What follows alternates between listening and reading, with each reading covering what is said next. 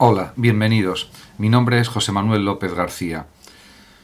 El origen de la vida. En este vídeo ofrezco algunas reflexiones, comentarios, análisis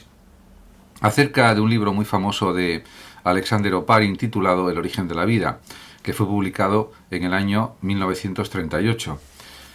Como se sabe, pero conviene recordarlo, Alexander Oparin fue un biólogo, bioquímico y químico soviético que realizó importantes avances conceptuales con respecto al origen de la vida en el planeta Tierra.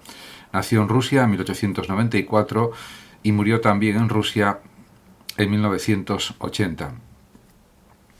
La teoría de Oparin fue retomada por Stanley Miller, que puso en práctica el experimento que logró crear materia orgánica a partir de materia inorgánica, y esto fue un gran descubrimiento. Fue la confirmación de que se podía formar de manera espontánea la vida en la Tierra hace miles de millones de años.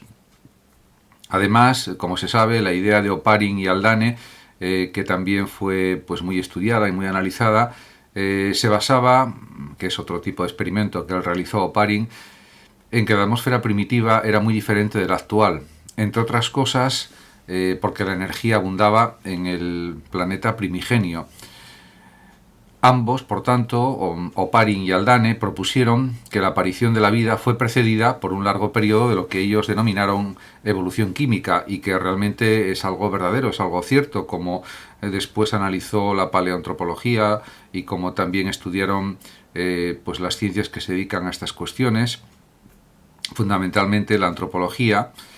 y la investigación médica, etc. Según Oparin, la atmósfera primitiva carecía de oxígeno libre, pero había sustancias como el hidrógeno, gases, metano y amoníaco, que contribuyeron a la creación del planeta y a la formación de las futuras atmósferas. Realmente podemos pensar en cómo se creó la atmósfera, y se sabe actualmente que esto ocurrió aproximadamente hace unos 4.500 millones de años, al principio de la formación de la Tierra,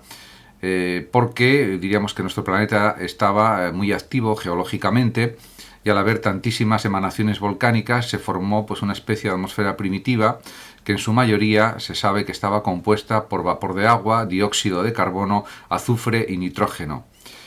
Hubo una evolución de esa atmósfera hasta que surgió la atmósfera actual. Ciertamente, en El origen de la vida de Oparin, este bioquímico ruso, biólogo ruso, no tomó en cuenta por aquellos años el origen de los ácidos nucleicos, puesto que en este periodo de su actividad diríamos que los ácidos nucleicos todavía no se consideraban en la formación de la vida, en los procesos genéticos. Eso fue más posterior y por lo tanto él tampoco lo señala de una manera evidente.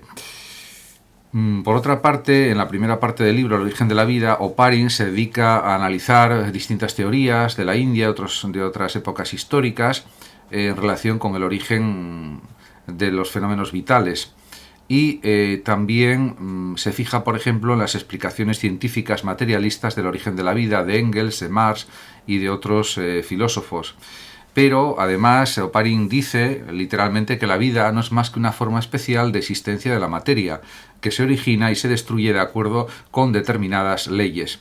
En consecuencia, diríamos que afirma un claro materialismo biológico, diríamos en relación con lo afirmado por Engels, por Marx y por otros científicos, como por ejemplo Darwin y Wallace. Además, Oparin también afirmó la plena correspondencia de la teoría de la generación espontánea. Consideró que la teoría de la generación espontánea que había afirmado San Agustín de Hipona, era errónea, a pesar de que coincidía, según San Agustín, con los dogmas de la Iglesia cristiana. Ciertamente esto lo analiza en su libro el propio Oparin, como no podía ser de otra manera. También analiza otras cuestiones de la historia de la filosofía, del desarrollo de estas cuestiones, pero realmente hace análisis no demasiado extensos, pero sí interesantes. Por otra parte, ya hablando del surgimiento de los seres vivos, Oparin considera que aparecieron en un principio y eran semejantes a los microbios existentes en la actualidad.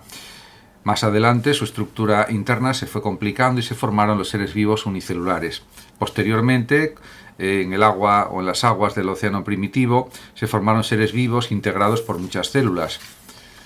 Posteriormente, en el transcurso de la era eozoica, que duró muchísimos millones de años, la población del océano primitivo llegó a adquirir extraordinaria diversidad y sufrió cambios profundísimos. Y hace unos 500 millones de años la vida ya se hallaba concentrada aún en los mares y océanos, pero posteriormente fue saliendo de los mares y océanos a tierra firme, y ahí empezó otro proceso evolutivo. Ciertamente en el libro de Oparin todavía, como es del año 1938, no hay el desarrollo de las teorías evolutivas del neodarwinismo o la teoría sintética, que fue de un desarrollo posterior a los años 50, 60, 70, 80, 90 e incluso actualmente en el siglo XXI, y eso se nota en el libro, pero es un comienzo para ver que, por ejemplo, la teoría de la generación espontánea de Aristóteles era errónea, era falsa, como posteriormente se descubrió con las investigaciones de Giovanni Redi, este científico italiano que demostró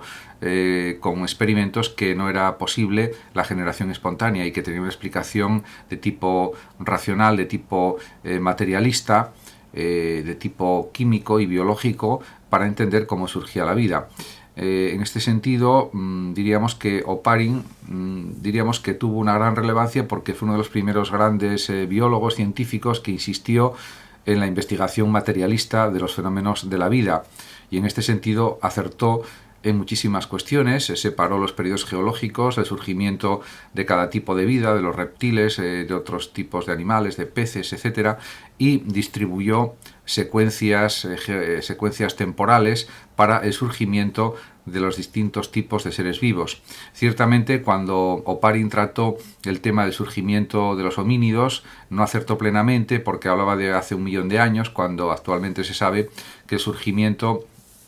de los seres humanos fue aproximadamente hace 4 o 5 millones de años con los Australopithecus, seres humanoides, podríamos decir, que ya caminaban erguidos hace 3 o 4 millones de años, y esto todavía no lo analiza ni lo contempla el propio Oparin en su libro, porque estamos hablando del año 1938 y los descubrimientos del Australopithecus y de otros tipos de homínidos fueron posteriores a esta fecha, con lo cual se comprende perfectamente que Oparin haya sido uno de los iniciadores de este proceso de investigación evolutiva, biológica, y diríamos que su libro es muy conocido mundialmente porque fue uno de los pioneros en este tipo de investigaciones, y esto también hay que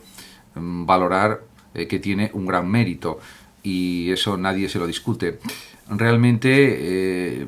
lo que se ve con Oparin es que las investigaciones a través de análisis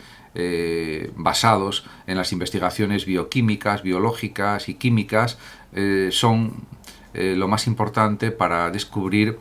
los distintos tipos de homínidos, el surgimiento de las diferentes clases de animales, las transformaciones, diríamos que el propio recorrido de la evolución biológica, que posteriormente se estudió con más profundidad con los descubrimientos de la genética, con el proyecto del genoma humano, etcétera, etcétera. Diríamos que ahora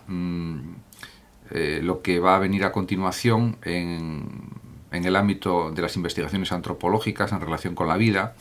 pues es fundamentalmente el estudio, la investigación de la genética, la curación de enfermedades de origen genético, la investigación más en profundidad de los problemas genéticos que puede haber, y también buscar nuevos tratamientos médicos para enfermedades de tipo genético o para enfermedades raras, etc. Pero diríamos que uno de los pioneros de todos estos avances, en el sentido de que se interesó por descubrir el origen de la vida, fue incuestionablemente Oparin. Diríamos que es uno de los precursores en el desarrollo